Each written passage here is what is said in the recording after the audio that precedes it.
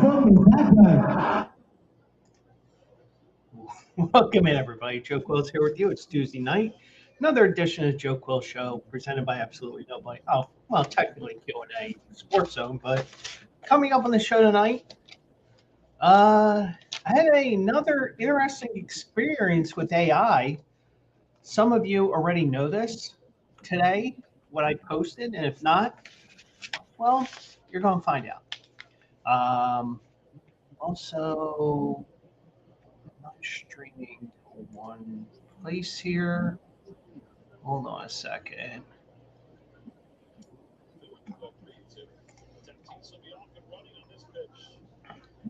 For whatever reason, I wasn't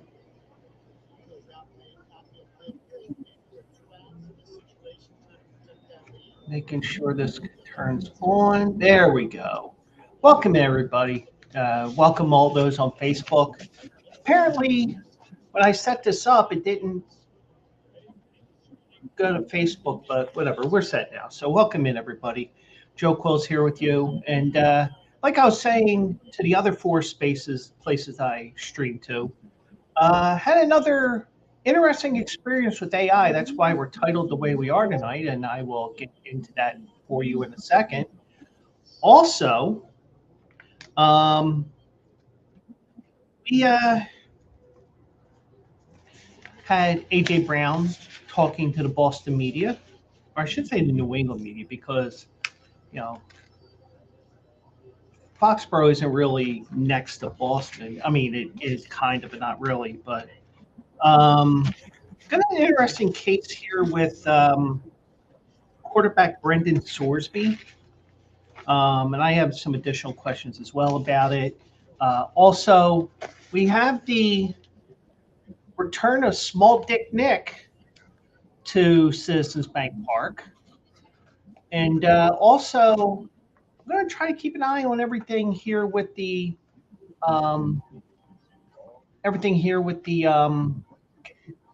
hockey game one of the Stanley Cup Final, Vegas and Carolina. And it is 2-1 after one. Carolina put two quick goals on the board. And then John Tortorella had to take a quick time out there because it's, whoa. I mean, this is a coach that's been in the NHL for what, 20, 30, 40 years. So I think he knows when he needs to cut the momentum in. Basically the same thing we saw. Now I don't know what happened in the first round, but in the second round, they went for the quick punch, the quick knockout punch in game one against the Flyers. They went with the quick punch in game one with Montreal, but Montreal answered back. They went with it again tonight against Vegas. They got two quick goals. First one, only like 30 seconds into the game. I didn't even get to look at the TV right beside me, and next thing you know, it's 1-0. I'm like, damn, that was quick. But they scored two quick goals. Vegas answered back here, so everything appears to be back to normal in terms of the game itself. So I'll try to keep an eye on things here. I also got the Phillies game on the iPad. Before we get to the AI story, I got to tell you, I was going to mention this last night. I purposely didn't tell Mike right away because I wanted to, because I'm the type of person that wants to get the reaction because he's good at reacting to things. So Sunday night, I was sitting on the couch. I was working on something or watching a game or whatever. I don't know, whatever I was doing. But I ended up having a little casualty here. So this is the old. Here's the old here's the old iPad. I mean, it's not that much of a bend, but it's enough of a bend. It's like shit. So I went out and purchased a new one today, just a Wi-Fi one because that's all I need. I did peek into getting an iPad for with cellular, but I'm like, nah, I don't really need it. So this thing is pretty much uncacheable or anything like that. So that's going to get wiped out and probably trash, but not worth saving. So that I wanted to get Mike's reaction on screen, but just like everything else, I forget. So so I'll keep an eye on the Phillies game here. I'll keep an eye on the hockey game as well, and we'll go from there. But um, so as you know, and I will say this, I will preface this as well, because of the fact that I know firsthand, whether you want to call it artificial intelligence or automation or whatever. Automation is a dangerous thing. It can very easily take jobs from us, whether you believe everything that the media says or not, or whatever you believe your employer says or what your union says or anything like that. But I can kind of vouch for that statement to a certain extent. But like, for example, AJ wanted me to make a Quill Picks winners thing so we can put them on the articles on QARacing.com. There you go. This one, which is your introductory screen on Monday, Tuesday, and Thursday, that was created. Then we have this one, where also eligible will be live at Saturday at 10 o'clock in the morning. So today, I was looking ahead to Saturday, and I was working on an article, and I got way too many Word articles here. There we go. So as I'm sitting there, and I'm like, well, let's do something different on there because, we can, mix up the cards here, as AJ calls them. Like, this is a card, this is a card, this is a card. So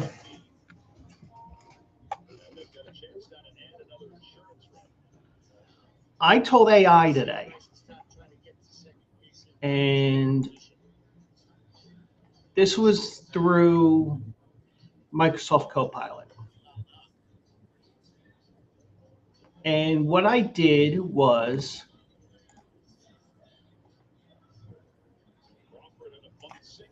I created, or here it is.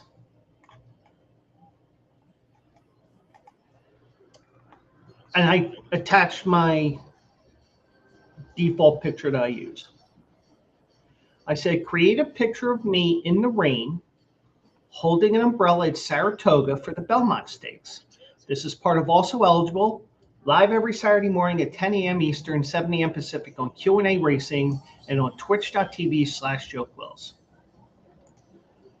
Okay, so I could have been holding it with my right hand and just gone on with my day. But apparently,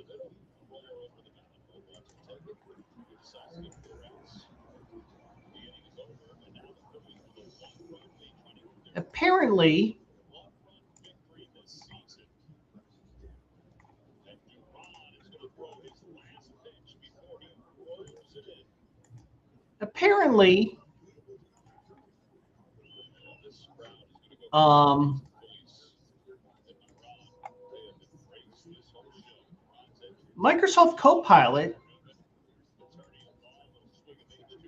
must think that my love life is really fucking awesome. Because Microsoft Copilot thinks I'm married there if you see the ring there. Now, I'm going to read what I put on here. And I got to pull it up again.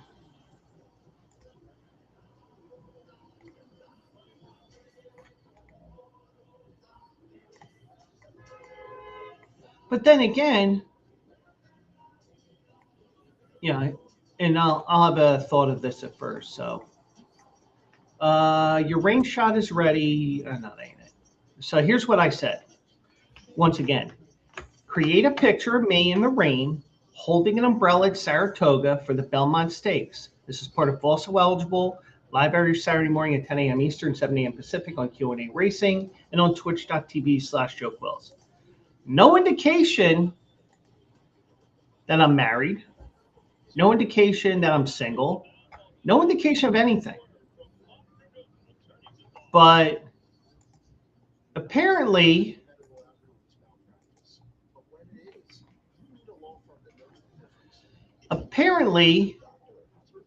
Aaron Rodgers is not the only one who has a mysterious wife. Apparently, I'm married. I don't know who. I told somebody when I was showing them the picture, I said, hey, I must be married into the Mormon community. Because, they used to be polygamous. I married Rosie Palm and each of her 5 sisters, apparently. But seriously, of course, when I see something like that, I have to joke around with it. It's just me. And you have to understand my sense of humor. Because guess what? I ran with it. And I definitely was not taking it off.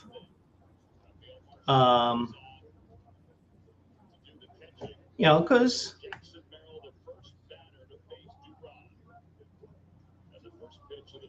because I'm just like, well, I'm just joking around and blah blah blah and whatever.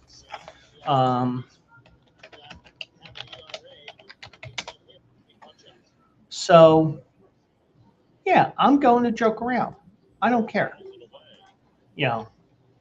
People that follow me on social media and those that follow me on here, you understand my sense of humor.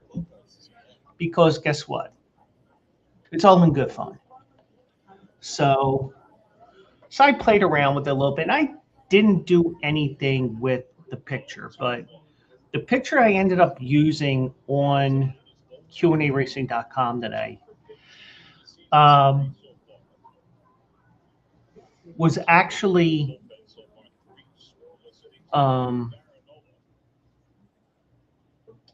because I wanted to have a red and white umbrella, which didn't really work out too well, but it didn't come out like I wanted.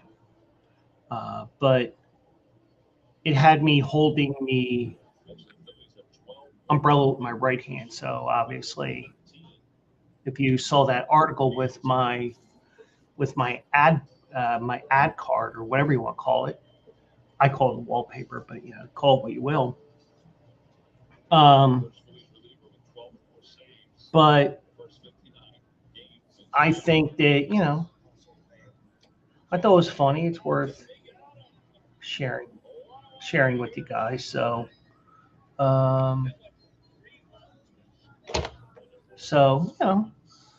just thought that was a bit funny, and I'm just doing whatever, and next thing you know, I'm apparently married. But no, I'm not married. There's the left hand there. No ring on that finger. There you go. No ring. So, but it's and here's the thing. If I start joking around, I mean, it's just the way that I am.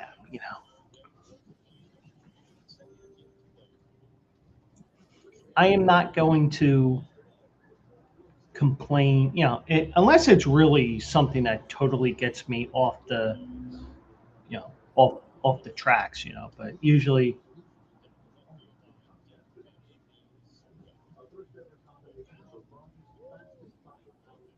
But I'm going to joke around with you guys. So, um, but but that's just me in a nutshell. So, but that's what happened today because I had a couple different articles I was working on, and then on top of that, I'm kind of preparing because I showed Mike last night uh, stream because I don't want to share it till next week because I have two different variations of it, and you'll see why possibly next Tuesday because next week will be next week we're going to be looking at um, Belmont Park, not Belmont, Jesus Christ, Monmouth Park. So, and what I will tell you right now, I'm going to share this link here, and you guys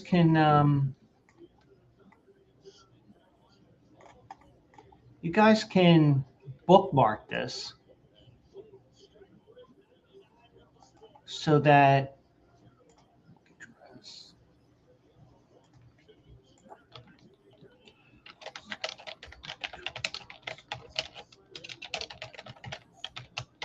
and it's through the month of August.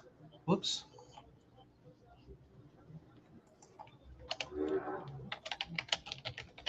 That didn't go as planned. There we go. Now we got it. So the link is posted on the different platforms here. It's not on X because X is a funny thing, but so Q&A racing slash also dash eligible dash schedule. So that will be the schedule for the month for everything from now until the end of from the end of to the end of August. So once September comes around, once we get towards the middle of the summer, we'll get the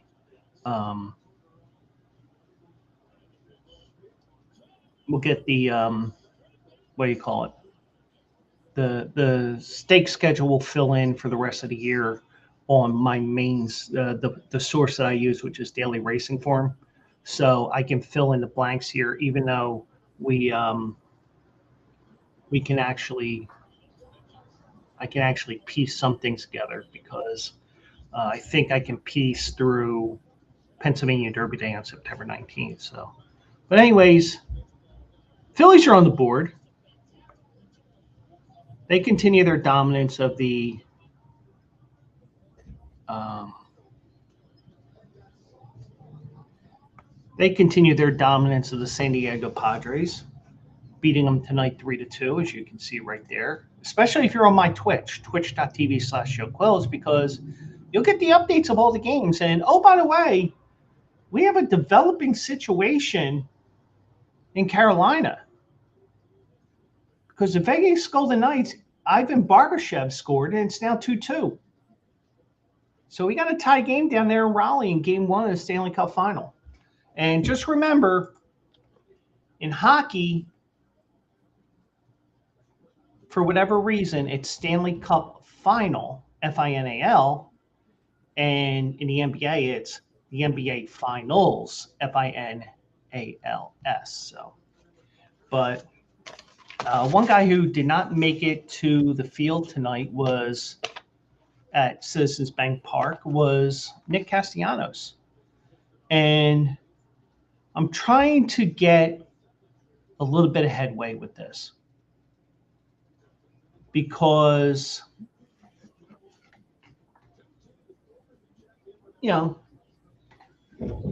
if you watch the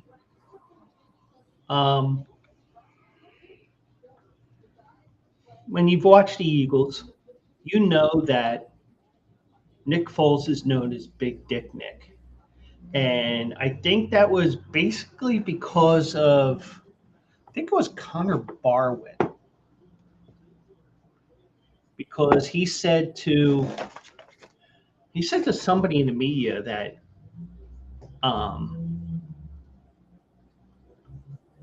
he said to somebody in the media, "Man, that's the biggest dick I've ever seen." Meaning down here, not, you know, being called a dick, but because I'm the biggest dick there is in that sense. But anyway, so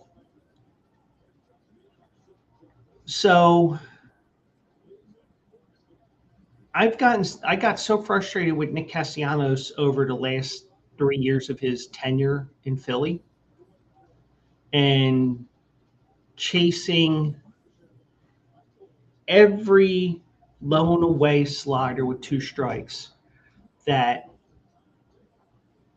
I started calling him Small Dick Nick. And that is because he he said because he would always strike out in those big moments, and he ended up, you know might have cost the Phillies some games, but then he had a falling out with um Rob Thompson, and I think in a way Rob Thompson, I don't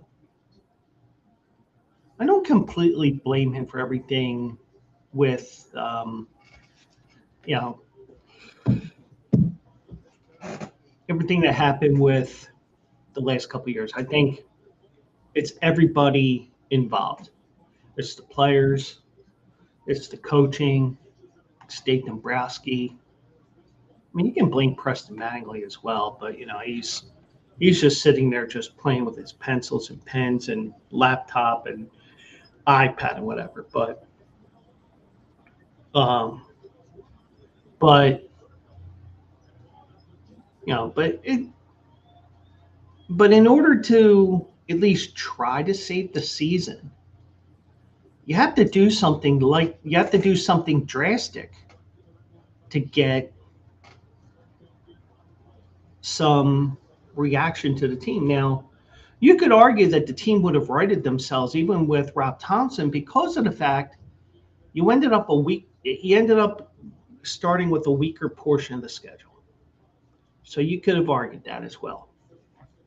But whatever you believe, you know, it is what it is. So, um, but a lot of what you saw, you know, you had to do something, and a lot of the Phillies fans wanted Rob Thompson gone, but when the Phillies were falling apart after the '09 World Series, I will tell you that Charlie Manuel deserved to be fired after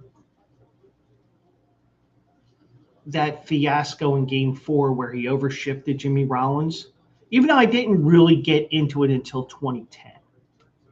But Charlie Manuel deserved to be fired for what he did in 2009. But a lot of these inbred Phillies fans, they will tell you, oh, Charlie Manuel is the best thing since sliced bread. If he didn't have Jimmy Williams, he would have been fired in 2009 because he still would not have had a World Series title. The Phillies would have been 1 for 142.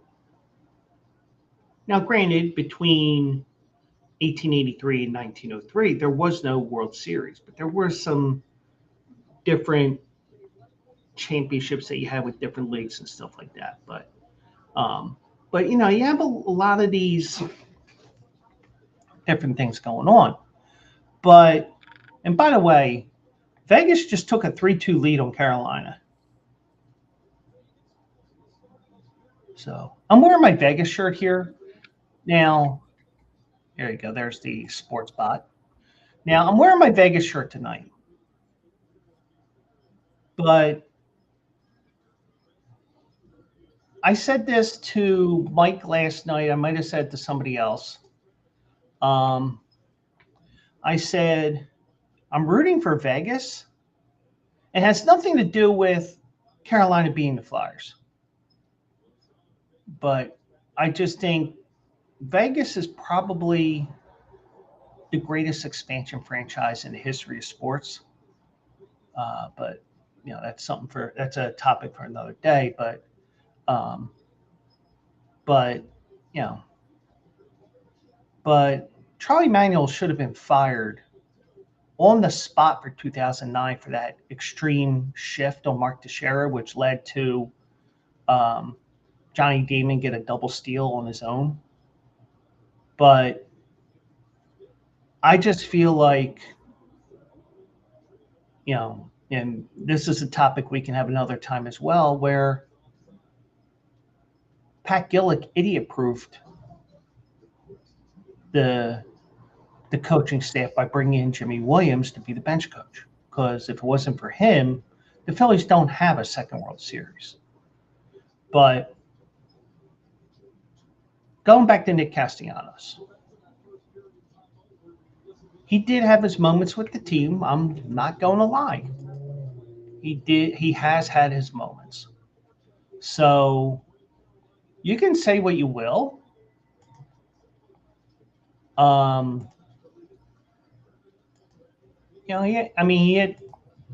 If there was a division series MVP that one year, it would have been him because he had 5 home runs against the Braves. The second time we faced the Braves, so it was 23. And then, so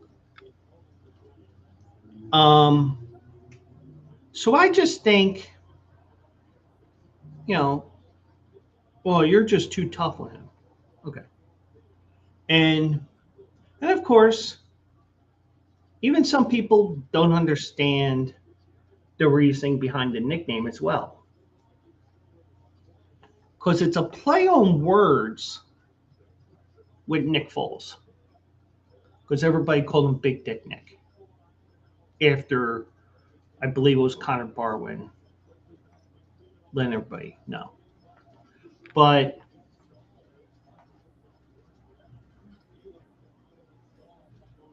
I just think that too much, and even people will, I've even had people tell me, well, why are you,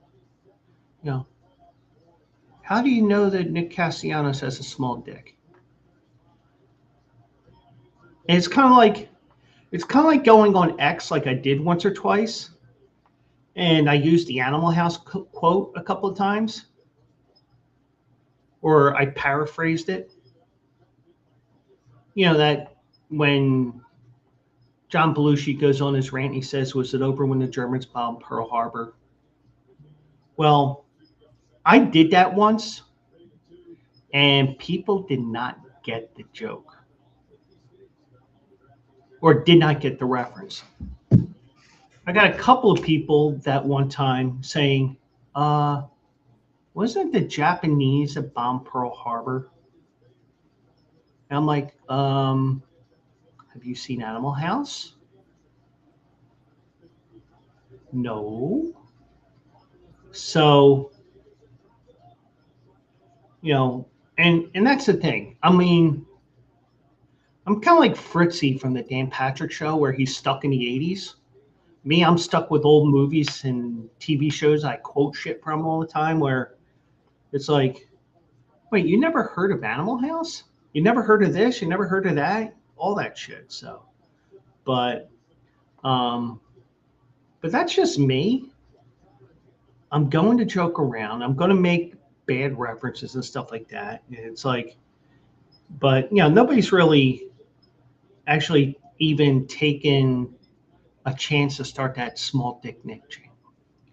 But he did return tonight. He got from what I saw, he did get a cheer from the crowd because the one thing is when you have somebody who returns to your stadium after leaving, in most cases, AJ Brown, I don't know if that's going to happen, but the Eagles did have a thank you graphic to AJ Brown on X today and yesterday, and also on Instagram, I believe. But I think that you do have he did get cheered a little bit, but I still think you need to do it. So he did meet the media today, of course, because he's coming back to where he was in the playoffs for the last 4 years. So the Padres outfielder gave a shout out to stadium employees he befriended, sang hello to Luke from the gift shop, and recalled the joyous times from his 4 years of playing right field for the Phillies. His walk-off hit against the Mets in the 24 NLDS was a highlight. So was his game-ending catch when the Phillies clinched the 22 pennant.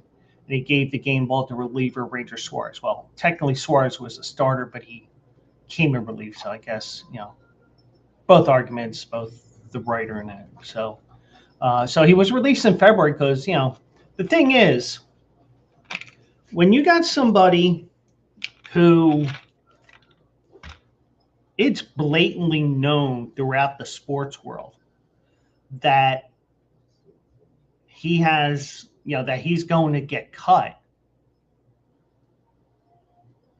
why pay $20 million for a guy in a trade and assume his contract where you can pick him up off of free agency and you're only going to pay the major league minimum for him while the Phillies pay the remaining $19.2 million or whatever it is, whatever it figures out to be. So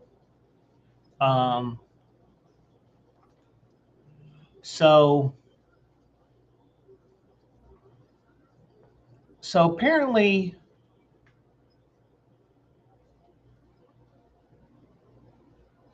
he said today he wasn't much. So he was released ahead of the first full squad workout spring training. He wasn't much for looking back, but Castellanos said ahead of Tuesday's game, my phone was on. All they needed was a conversation like, hey, this is going to be your role. Apparently, they thought it was just best for the organization that my personality wasn't in the clubhouse. Now, he did have a strained relationship with the team last year when his behavior, even more than his sagging production, became too much for the organization. Now, he brought a Presidente beer into the dugout in last June after he was removed from a game, which he admitted in a 4-page handwritten letter he posted to social media after his release. But he also had the high of the first player to hit multiple home runs in consecutive postseason games. That's 2023 in Atlanta, like I was saying. So he said he appreciated playing close to his family's wife in New Jersey, and how his son Liam became such a fixture, rooting on his dad and shagging balls in the outfield that he turned into a local celebrity.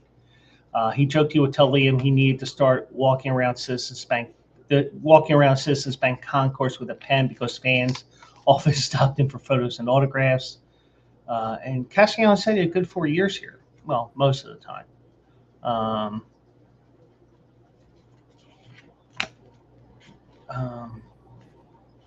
But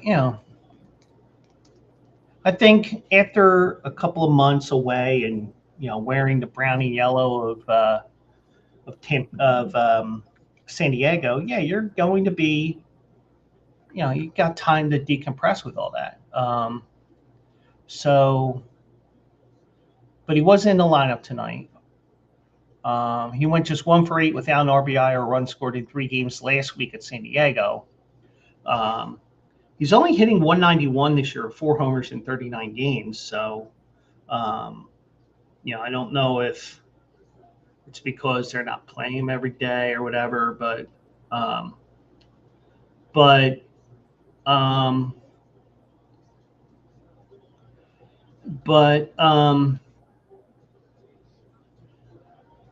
he offered little opinion as to how much he might be received by Phillies fans in his first at bat of the 3-game series, but he noted he has more fans rooting him than not. He said that anytime I run into anybody that's a Phillies fan, away from cameras, away from the field, I got nothing but a lot of love and positivity. I spoke my mind. I went about my business. I played every day. I rarely hit on the IL. I really wanted to win a ring. So, so that's fair, you know. But in terms of coming up small in the biggest moments, that's why I always say all the time, small dick Nick. So, um, but yeah, so that is the Nick Castellanos reunion in Philly. He did meet up with a couple of old teammates behind the batting cage and stuff like that before during batting practice today. So, but you know, but basically, you're not going to. You know, I think now that the first game is over, the media will just let him be, and he'll just go about his day and prep and all that stuff. So, but one guy who I'm not sure if he would get this sort of a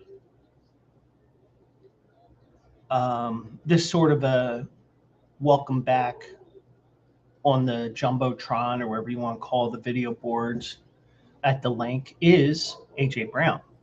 As you know, he got traded yesterday. Eagles got a fifth next year and a first in 28. Now, I am going to preface this. This may be true. This may not be true. I really didn't look too much into it because I admit I looked at it this morning because it seems like over the last few months,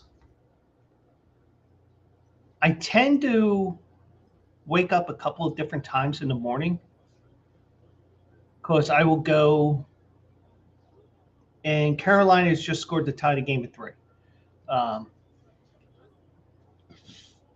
I'll wake up 5:30, 6 o'clock, 6:30, and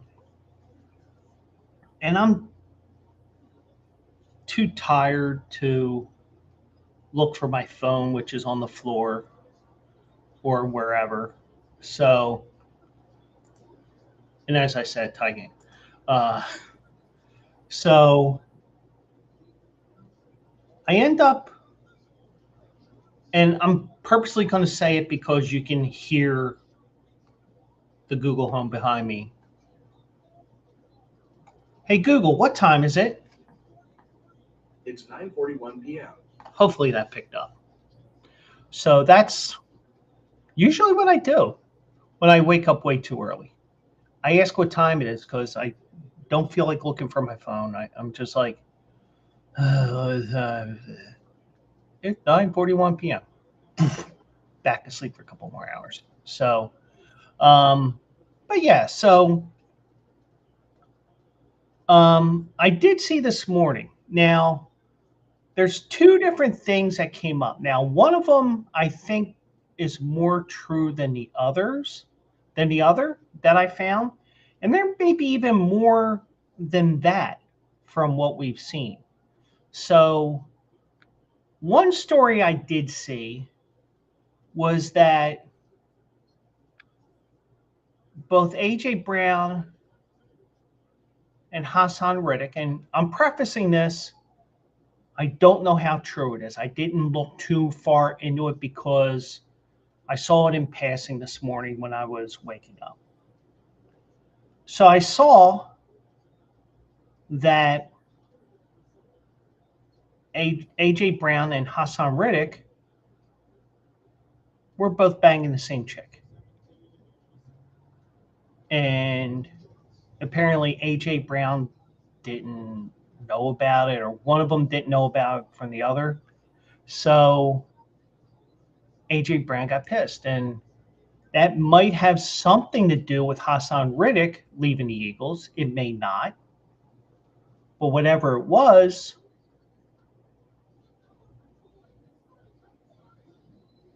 but I will say this once again, I did not go too far into that. So I'm prefacing it as much as possible because of the fact that, you know,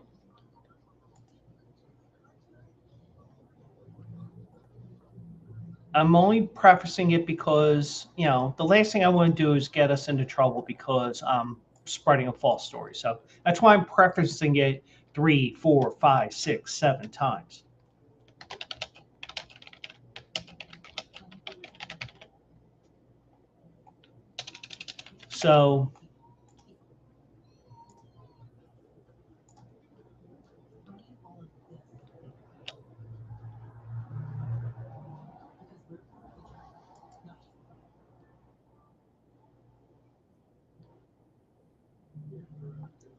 So I think that's what you want to see. You want to see um,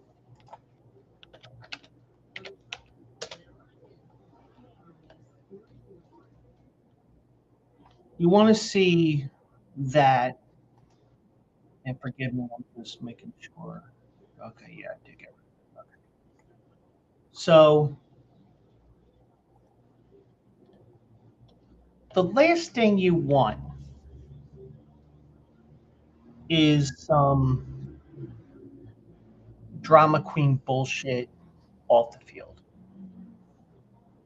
Now, this second one, I think is more substantiated. But once again, I didn't do too much work into looking into this, um, but this will probably make a little bit more sense. But it may be something that um, maybe um, last year's offensive coordinator Kevin Patullo actually um, actually greased the situation. But apparently there was a little bit of a falling out between Jalen Hurts and AJ Brown. And maybe it was because of the not getting the ball 10, 15, 20 times a game, like he thinks he should get the ball 10, 15, 20 times a game. So that may have been the case. It may not be the case. We don't know. But whatever it is, you know, I think that has something to do with it, but we don't know.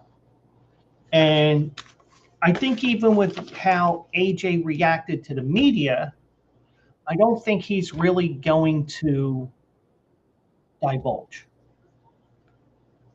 I think that he's going to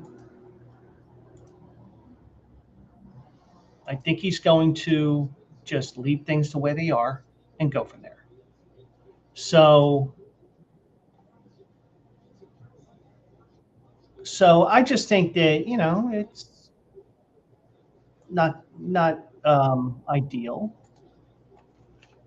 but I think that you um,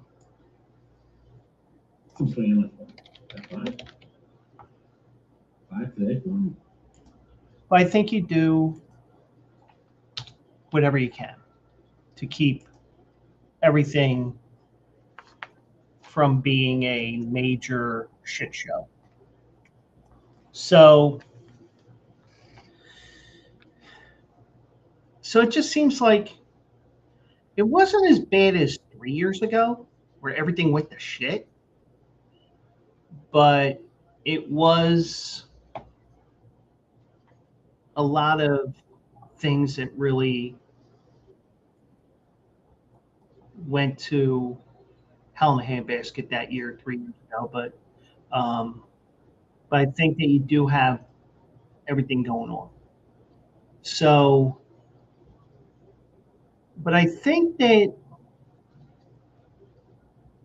it wouldn't be surprised if either of those stories I found, which may be true, may not be true, which I'm trying to tread lightly on so that I don't get myself into trouble or anybody else.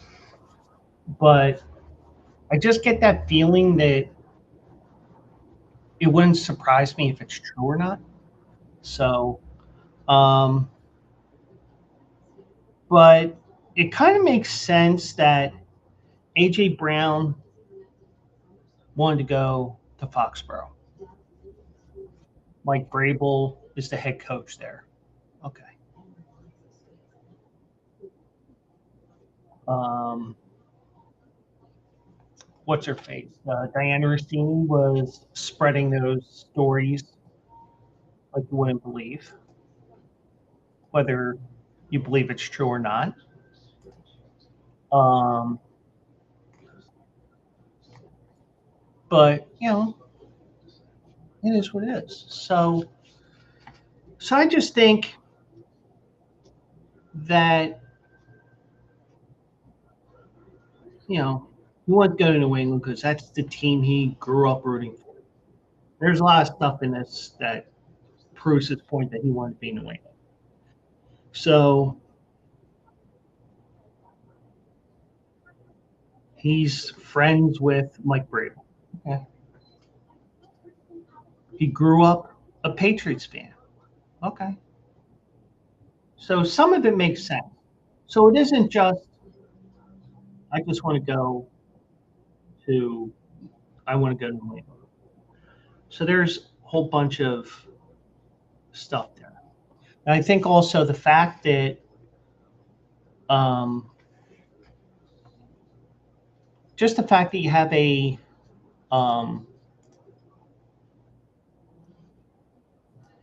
you have a you have a friend who's the head coach, someone you trust, and all that. You get to live your fantasy of playing for your favorite team. Okay, but part of it has to do with the fact that maybe this stuff was also going on. Maybe it was because he was trying to work the trade. Maybe it was just he just wasn't 100% happy here. Like maybe he was 85% happy, 69% happy. Nice. But so he summed up his first day with the Patriots by saying, obviously, I know this ain't heaven, but it's close to it. Well, you're not in Iowa either. But so he took part in his first practice today with the team he dreamed of playing for as a youngster. Okay. And of course, the Patriots were this generation's Dallas Cowboys. So he said shortly after the practice, I was just talking to my mom and saying I'm still in awe. Walking up that hill with the uniform, I was like, man, this is real. I caught myself at one point in practice. I wasn't paying attention because I was like, dang, just trying to take it all in as much as I can. So, and it's pretty hard to I mean, I don't think it's that common that you ended up playing for the team that you root for as a kid. So that is all everything that, So and also he also deflected questions about about how his time ended with the Eagles. And here's the thing. Who knows what happens? He may come back here in 2 years and be a wide receiver here again. Probably not, but it's why you don't completely burn a bridge. Because let's look at OBJ.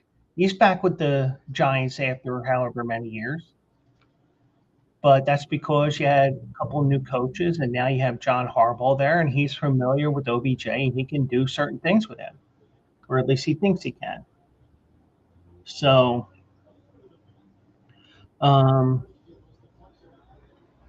so he said, I won't get into details about it, but I'm excited for the opportunity. I'm here now. None of that stuff matters. What's done is done. I'm here. moving forward. So,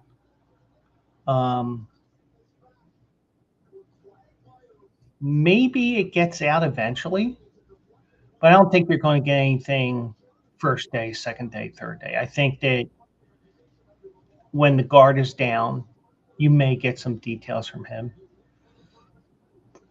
Or maybe if it's Eagles and Patriots in the Super Bowl again, maybe. But they also asked him about his knee. He said, no injury, nothing to worry about. I'm ready to go. So I don't know if there was something with his knee. But,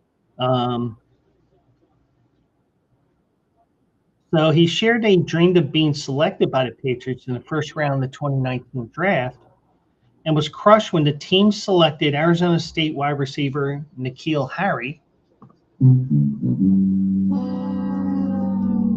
at pick number 32. He told reporters he left his draft party and sat dejected in the closet of his bedroom because he wanted to play with quarterback Tom Brady.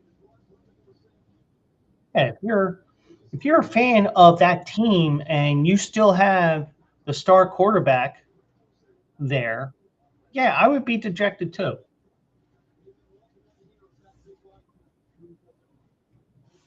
So he was also questioned why he elected not to wear jersey number 11, which was available in New England and what he wore with the Titans and Eagles. But he's going to wear number 1 there. Maybe it's because of his ego? No. He said,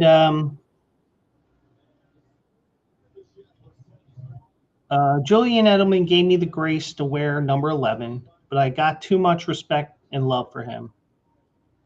I'm going to let that be and create my own legacy here. I'm just getting back to my roots. I will be number 1 all the way until I get up to the league. Until I got up to the league. So in college, he also wore number 1. So he's going to wear number 1 in New England. So, and that's the thing. And I guess this is something that, because he's part of the older portion of this generation of football players where he doesn't necessarily, I think he understands the history of the sport and certain numbers are retired for a reason, unlike a couple of guys on the New York Giants, for example, that said, oh, I want this number 1.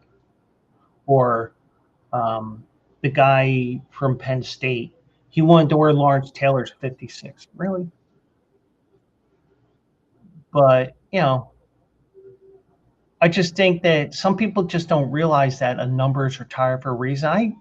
Believe it or not, I salute A.J. Brown for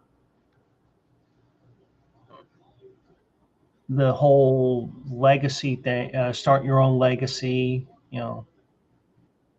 not, wearing number 1 as opposed to 11, because, 11 is a sacred number there because of Julian Edelman.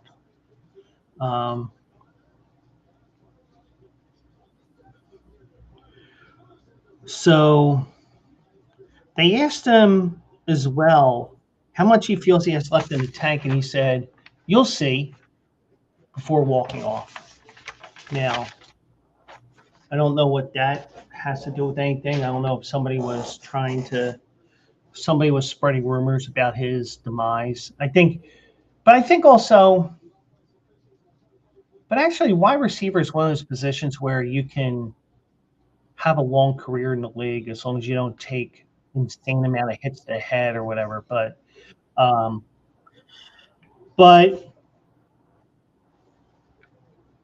I think we're going to see real fast if the issue was Jalen Hurts related, Kevin Patullo related, whatever, or is it A.J. Brown starting to regress a little bit in his career? Because that could be the case too. So many different reasons why he did not why he was not, why the Eagles decide, yeah, we're going to trade him. Now, even though this was something that had been brewing for over a year because Diane Rossini, you know, um, I just think that a lot of what a lot of all the rumors, because it just seemed like Diana Rossini was the only one who went with the insider information, while Mike Vrabel was inside her. Uh, but I just think that, you know, I said it last year.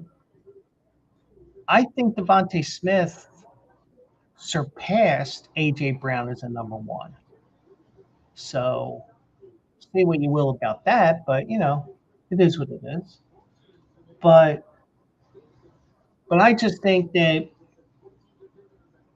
you may start seeing a regression in AJ Brown, or we may see him come back to where he was with the Eagles. But I will also say, we'll also see how good Drake May really is, because now he did have a shoulder injury going into that Super Bowl. So say what you will, but I just think that when you look at everything, I just think that a lot of what you're seeing, a lot of what you saw in New England, you know, maybe it was smoke and mirrors because they had such a weak schedule. Maybe it was because, maybe he did start to come of age. But he's not going to get a break in those first 4 weeks this year, because they got to go to Seattle open a year. They got to play Pittsburgh. They got to play Jacksonville. They got to play somebody else. So they're not going to have an easy start. And like me and Mike said last night, they're probably not going 4-0. I wouldn't be surprised if they start off 0-4. But, probably 2-2, probably 1-3, maybe 3-1. But, we'll see how good Drake May is, because he may end up being one of the worst quarterbacks that played in a Super Bowl in recent years, or period, for that matter. Or it may be that there was something substantial about that news that he had a bum shoulder going into the Super Bowl. But whatever you believe with that, but even so, I just think that we're going to see if Drake May goes further or he regresses. But even with that first game, because remember, he's going to be playing in Seattle for opening night. And it's one of the two toughest, the two loudest stadiums in the NFL, if you include Kansas City. And of course, there's other stadiums that can try to rival a little bit, but they don't. But so you do have the possibility that he ends up looking like total shit in Seattle, and then, it's the same Drake May. I wouldn't judge him off of one game, even if Seattle really manhandles him again, because, things happen, And this year's a new year on top of it. So, but I will say this. I think that I really think that what you see here is you're seeing Drake May improve, but I think that it was more his defense getting in there. And it might have been a Trent Dilfer type situation, except Trent Dilfer won a Super Bowl, because I really think if Bo Nix does not get hurt, I think it's Seattle and Denver in the Super Bowl. Because remember, Bo Nix got hurt on a freak play where, some people say it's, he scrambled out with 4 minutes to go. But most people are saying it was the kneel down play because, let me run the clock down a little bit, down. And he got popped. And I noticed that when he got popped, I was like, oh, that didn't look good. Now, granted, I'm saying that to myself, but, but little did we know until like an hour after the game that, oh, by the way, Drew Nix is out for the season because he has a broken ankle.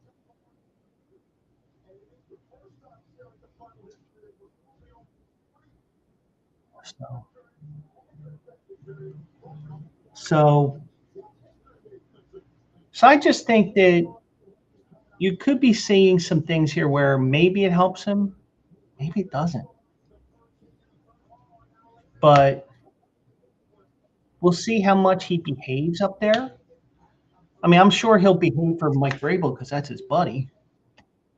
But if things don't go right in New England, is he going to throw Drake May under the bus too?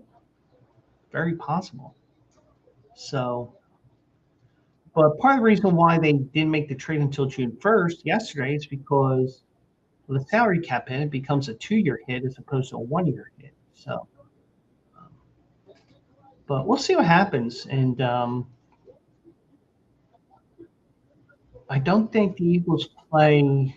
I think the Eagles play New England next year. So we'll see what happens with that. But um, I just think that he was a little too. I think that he's just being a good little boy right now. It's like I got impressed by new teammates. And then probably by November he'll probably be throwing Drake May under the bus, but that's just me. But we'll see.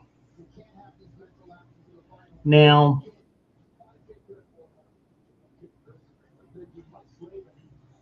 that reminds me, I did share an article on my Facebook tonight that I'm probably going to use on Thursday because I didn't get a chance to review it.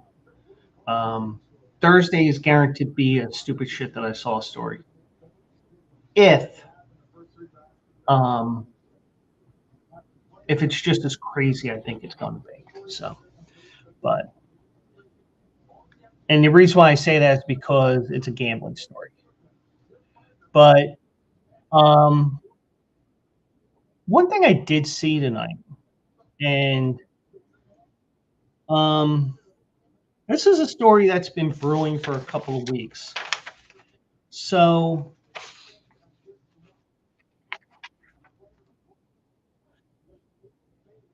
there's a quarterback that transferred a couple of times, went into the transfer portal a couple of times. His name is Brendan Sorsby. So he ended up in a rehab over the last couple of weeks because he has a gambling addiction. So he's trying to get an injunction right now to play for Texas Tech this year because the NCAA wants to ban him because he bet on college sports and even with college football. So, and we can get into some of the NCAA bylaws when it comes to gambling when we get to that point. But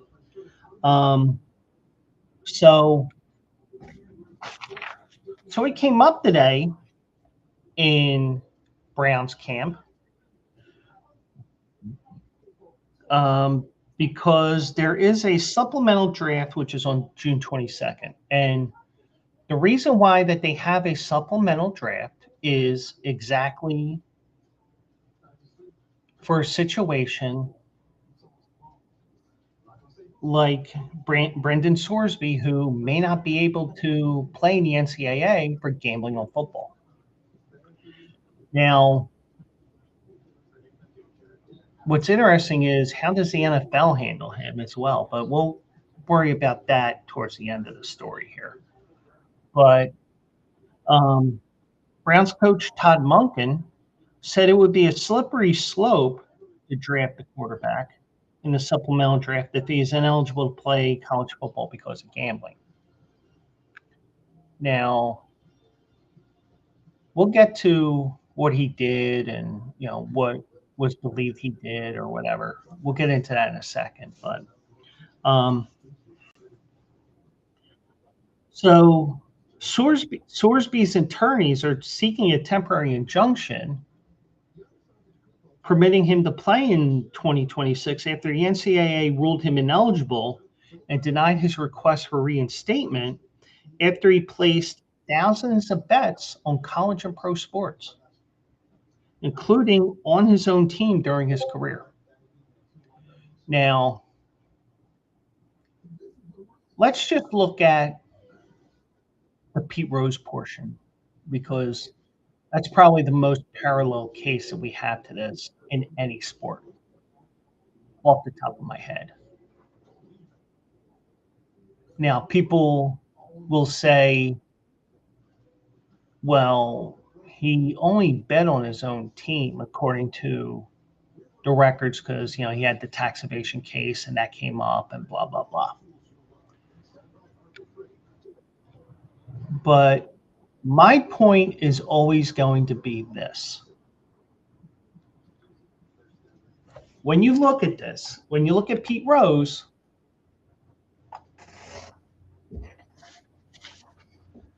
sometimes you can argue if he's making a pitching change, is he making a pitching change because the situation calls for it in terms of the gameplay, or is he making that pitching change because he's trying to protect his bet? Also, if he's not betting on his team, is that a tell that he thinks his team's going to lose as well? I mean, there's so many different angles you can go with the fact that he's betting, and I think that even if you bet on baseball like Rose did as a manager, well, did that, is the move that he's making for the integrity of the game or not? Or is he protecting his bet? That's the reason why. And, and a lot of what I'll say is, even though we can't really prove it, but we can probably guess it did happen, he probably bet as a player too. So, but, once again, I'm going to preface, we don't know, but, but Pete Rose is dead. So, but in Sorsby's case, we're seeing different things here that really, there's reasons why these red flags were flown. So, so some of the things that Sorsby did. Now,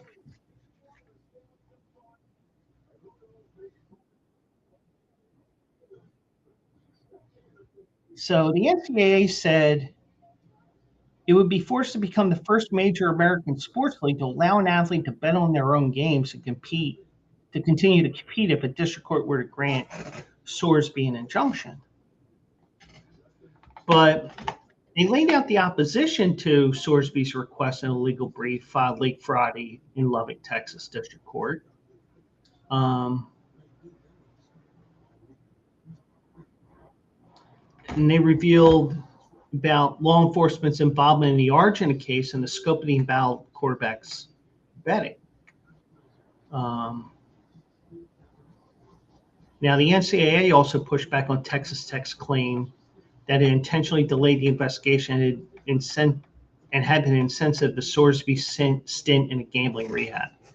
Now, the fact that he's in rehab is one thing, but I think it's sometimes you just wonder, is this just some ploy as well? But because it just seems like strictly coincidence. But so Sorsby was diagnosed with gambling and anxiety disorders during a 35-day inpatient stay at a gambling rehab center in Arizona, according to his attorneys. He is alleged to have placed thousands of bets, during his college career at Indiana, Cincinnati, and Texas Tech. Now, Texas, I don't think that they have sportsbook gambling there. I don't think. Because I remember Mattress Mac, he would have to go into Louisiana to make his wagers when he would bet on his Houston Astros or whatever. So Sorsby's attorney, Scott Thompson, wrote in a letter to the NCAA that was included in court documents that Brendan has a mental health condition that predisposed him to compulsively use predatory and addictive online gaming apps. Okay, but the one thing is, and here's another thing, and this is something that each state does, where they say gambling problem, dial 1-800-GAMBLER, because they have to have something like that in there because we gotta make it look like we care. But so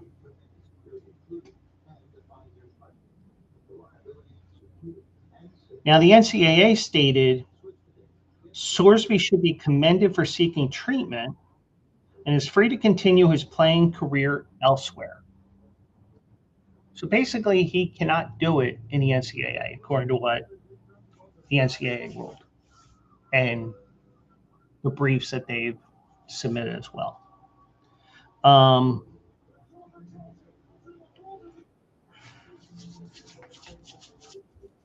he was a top target in the transfer portal, and considered an NFL prospect who could opt to enter the supplemental draft.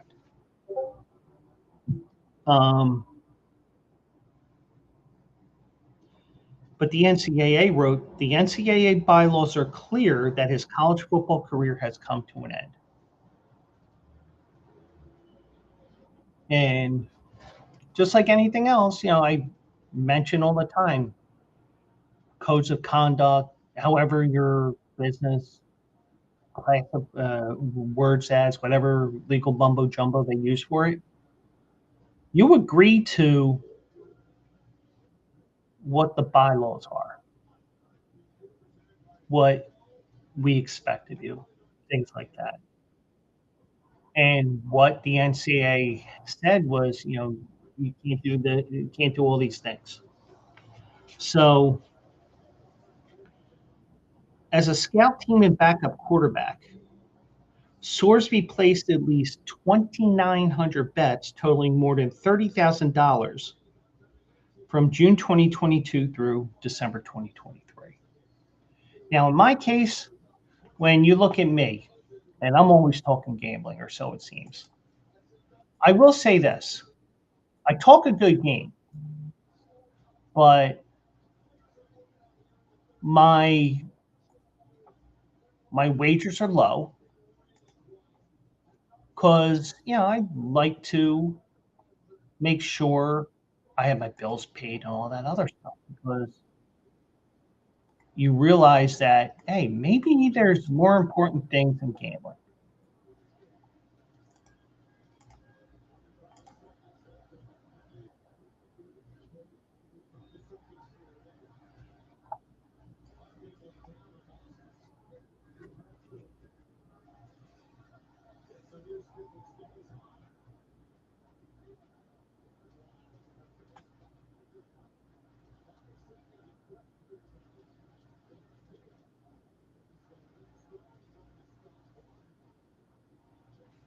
And I talk a good game, but I'm not the type of person that's going to bet a big hunk of money. Like I said last night when Mike was here. How often do I bet $20 to win on a horse? Very rarely. But when it comes to my articles, Quills Picks Winners, it's all because of how easy the math is and doing plus and minus and all that other stuff. That's all it's for.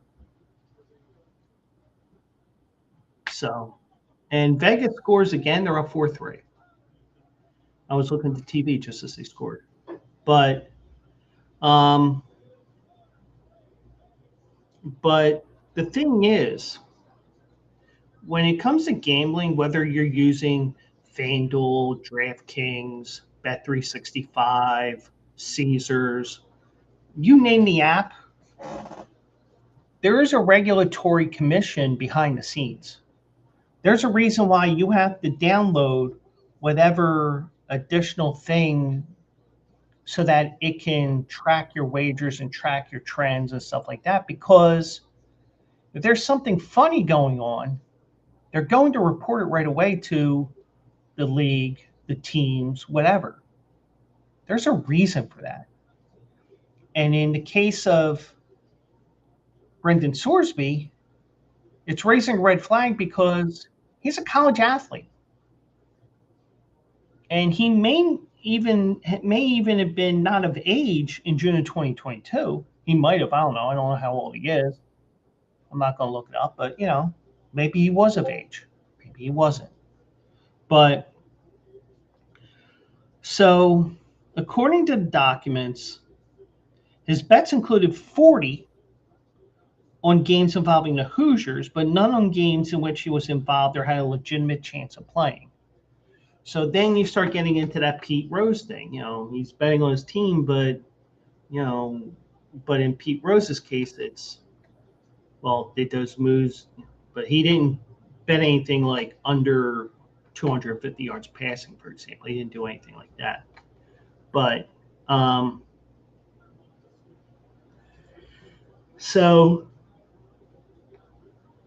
but he also placed parlay bets involving Indiana basketball games that included wagers in favor of players on the opposing team. Now, he doesn't play basketball, but you can say what you will about that as well. So,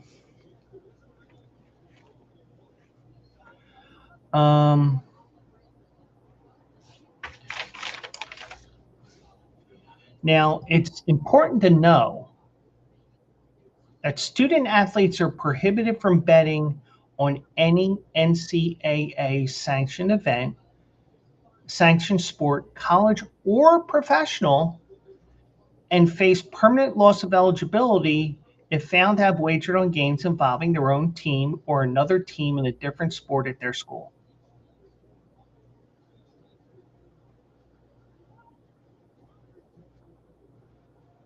So,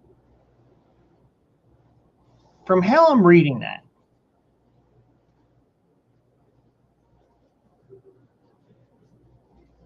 he already violated by gambling while at Indiana. He bet on his team, and then he bet against his school in another sport.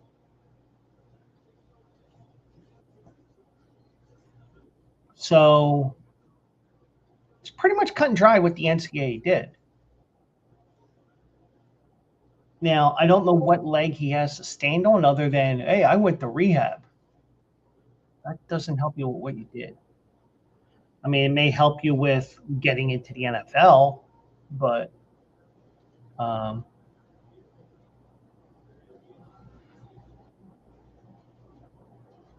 the NCAA did not find evidence yet to manipulate his performance or inside information was used to place any of those bets. So we don't see that.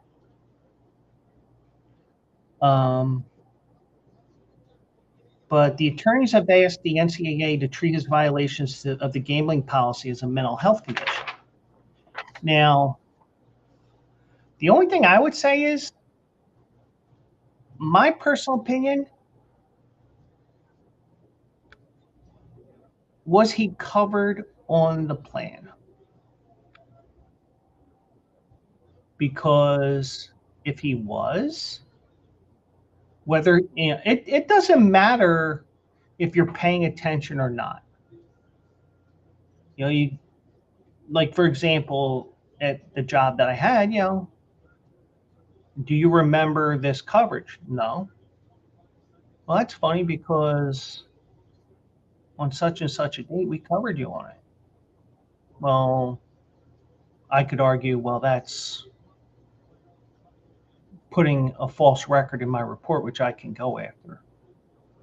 Not necessarily as a grievance, because you'll just kick the can down the road and say, I didn't do it. But, you could, if I'm there and I was doing that, then,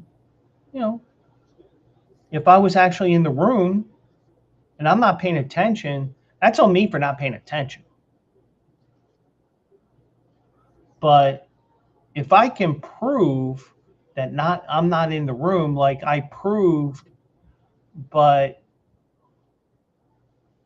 I will say that I wasn't trained properly by a god-awful union president, that I can present my own grievances. I was never trained well in the early years. And especially when you had a racist union steward. I'll say it. She didn't like me. I don't give a fuck. She ain't in this city anymore. She's nowhere near this area. I was ignorant as hell in the process. But I probably could have won that, because it's cut and dry. My case that I had with one of the managers, who probably, if I really did, I could have told each and every person in the office that had a contact with this one manager, check your records, because he fakes observations. He fakes this, he fakes that. And the one time, and this is how pathetic this loser steward was.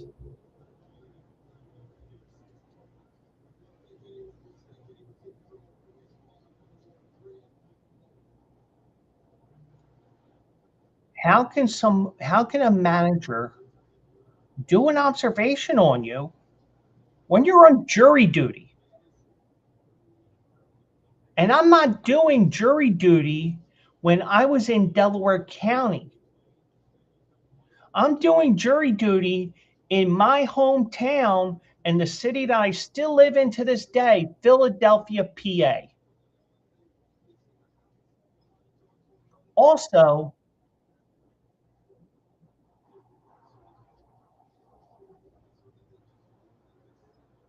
you also have to realize that in order to get up to the courtrooms, at least from when I used to have jury duty, you have to go through security just to get to the elevator so you can go up to the correct floor to go to the jury room.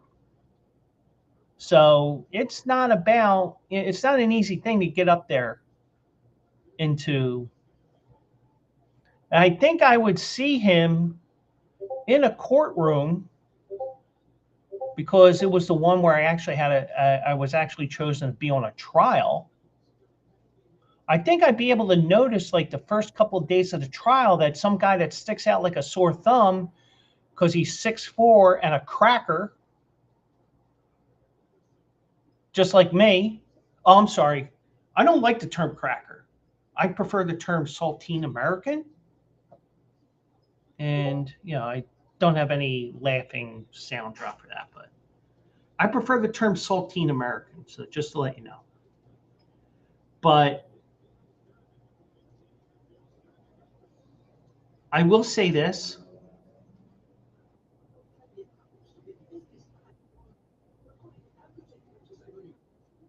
As long as he had, and even with this is a little bit different because this isn't actually a work situation. This is, but I don't know. Do they have something where they put in records covered so and so on the gambling protocols of the NCAA? Probably. I don't know. And if there isn't, that'd probably be something that could go after, but it doesn't look like they are. But so anyway, his attorney says the high volume of Brendan's gambling was a direct result of his mental health disorder and anxiety condition as manifesting in compulsive gambling. I have anxiety.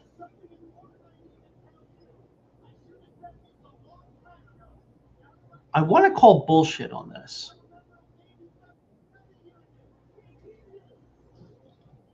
But anxiety does not get me to start gambling. Anxiety makes me curl up and be a loner. It makes me want to do nothing. When my anxiety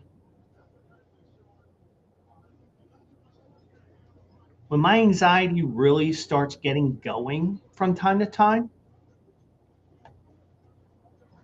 I know what I have to do to get myself back to normal. And trust me, it's not gambling. Because my mind is all over the place. The last thing I want to do is gamble, but different strokes for different folks. You can argue that as well. But I do think as well,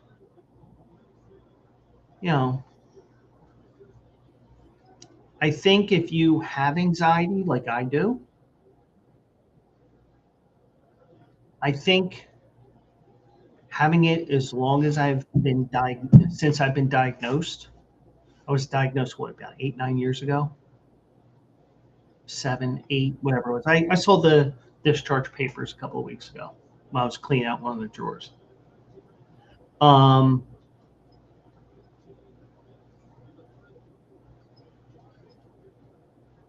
think, now I will say in his case, he was just diagnosed a little while ago. So, everybody has their own way of handling anxiety. In my case, it's listening to music, listening to podcasts, something that takes me into what Happy Gilmore would call his happy place. But you get the idea. So you have to do what you can to release that tension or whatever you want to call it. In my case, it's listening to music, it's listening to podcasts. Like when I was at work, I said, listen, if I have my earphones on, you can still come up to me when I'm on break. I'm just doing this because it's a way for me to combat any anxious moments that I have.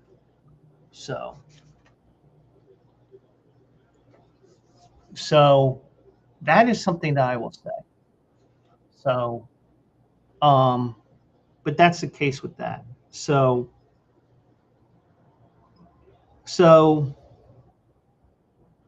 the NCAA said it became aware of Sorsby's gambling on March 11th after receiving information from an online sports book that it had been notified by law enforcement. So they informed Texas Tech of the investigation April 14th and asked for phone and betting records to interview Sorsby to determine the full scope of the sports betting activity during his time as a student athlete, including any integrity concerns.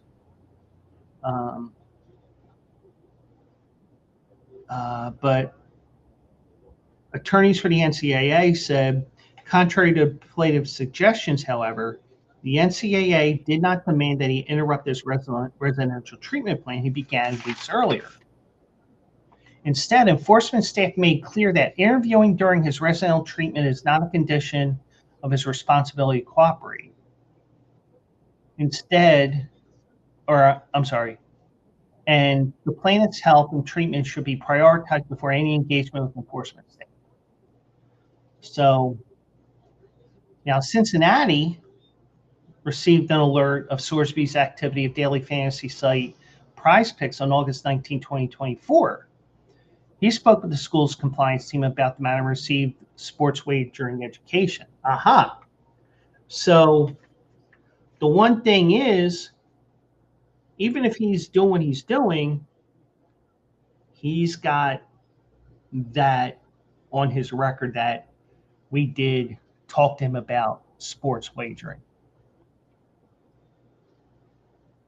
The university said it had not received more than one alert, so none alerts were triggered by impermissible betting. So this may be where he gets himself into more trouble. Now, Cincinnati, Ohio is definitely a state where you can sportsbook wager. Court filings show that Sorsby placed at least 165 bets totaling at least $38,000 while at Cincinnati, and transferred more than $60,000 to a friend to deposit in a sportsbook account that they shared. Red flags, because he's trying to work his way around the rules, so he knows what's going on. So he paid attention in these gambling education sessions. So, but going back to what the Browns were saying here,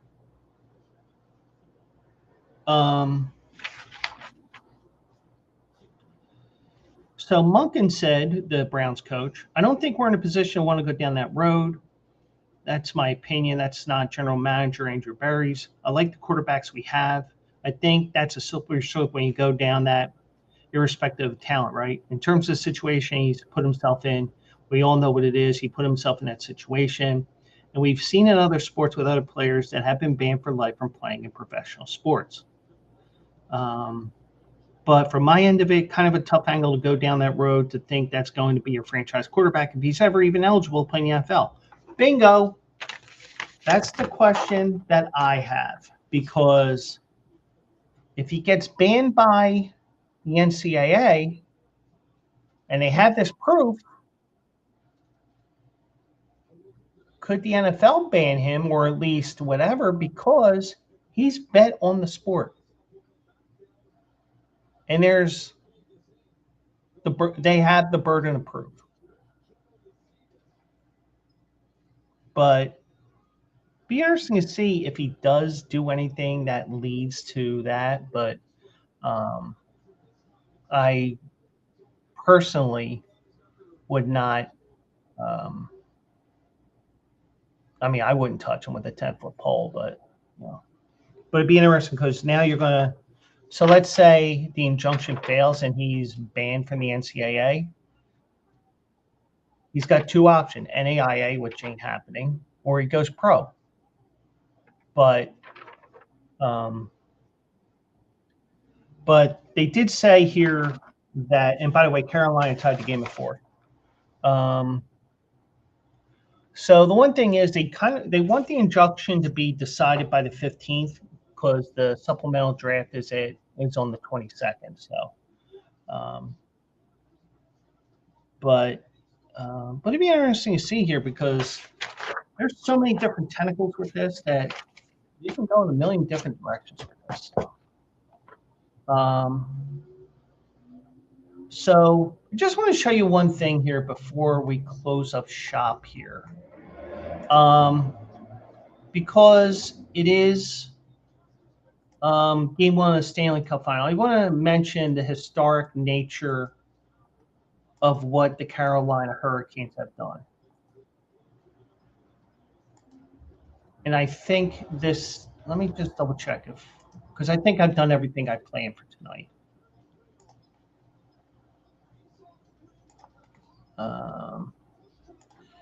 AI, Nick Castellanos, AJ Brown, Brendan Sorsby.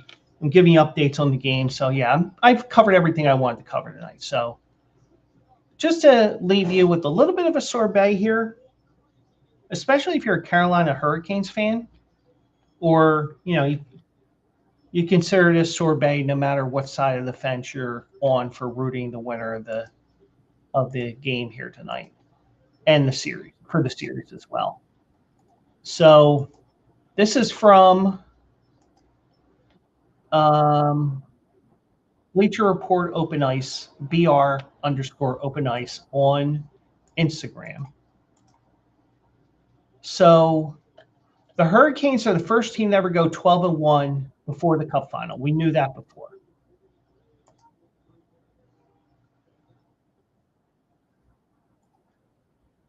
The 1988 Oilers hold the best modern playoff record at 16-2. Let me just confirm that.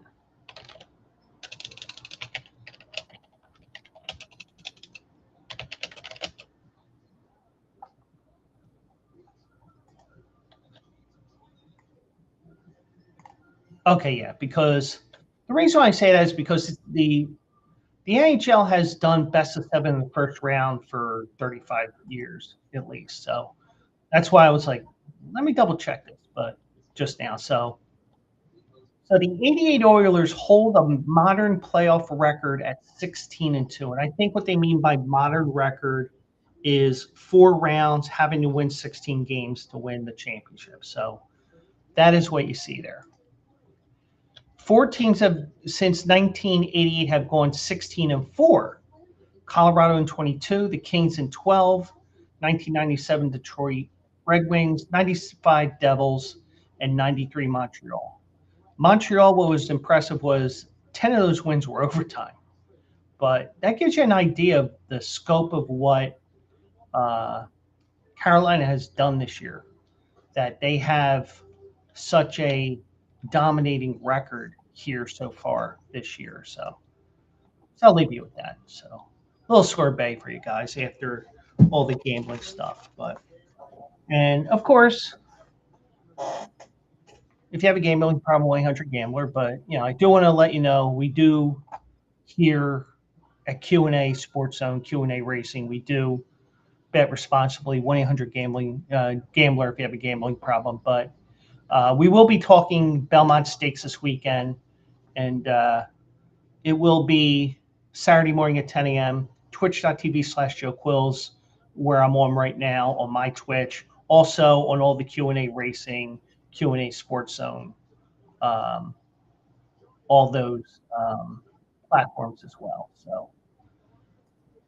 So that is it for the show. And I do appreciate each and every one of you for watching. Let's do it live again Thursday night, 10 p.m. Eastern. 9 p.m. Eastern, 6 p.m. Pacific. I'm off tomorrow because tomorrow is the start of the Pennypack Summer Concert Series. And and here's the thing. All I know is I'm going to be going most of the summer. But next week, tomorrow is the launch, and they are a tribute band. They do tributes to Styx and to Boston. So one half will be Styx, one half will be Boston. So just to let you know what's going on with that. So that's at Constadters, which is up on Frankfurt and Academy in Northeast Philly. So, and I will be there relaxing after whatever I get done tomorrow. So, and also Saratoga will be the Quills Picks Winners articles for the next 4 or 5 days, as it is the Belmont Stakes Festival up there this week. So check out QARacing.com as well. So that's it for now. And I do appreciate each and every one of you. So let's do it live Thursday night at 9 o'clock. And if you're unable to make it at 9 o'clock, join me at 10 a.m. on Saturday where we will talk Belmont Stakes at Saratoga. So that's it for now.